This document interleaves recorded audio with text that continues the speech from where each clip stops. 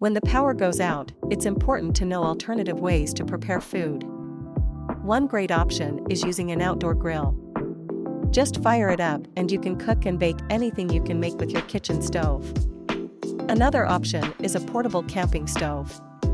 These compact, inexpensive stoves are safe to use indoors with proper ventilation. Just make sure to have propane on hand. For an alternative approach, consider solar cooking.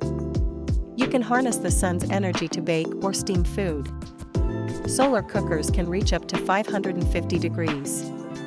Cold soaking is another method for food prep. Just add water to your dried meals and let them sit for a few hours. It's simple and requires no heat at all.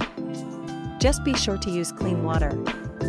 And let's not forget the classic campfire. It's not just for roasting marshmallows, you can cook nearly anything or even bake bread wrapped in foil. Just be sure to have a safe place to start a fire, an appropriate container to cook in, and a way to remove the hot container safely. So, whether the power is out for a few days or a few weeks, it's important to know different ways to prepare meals without power.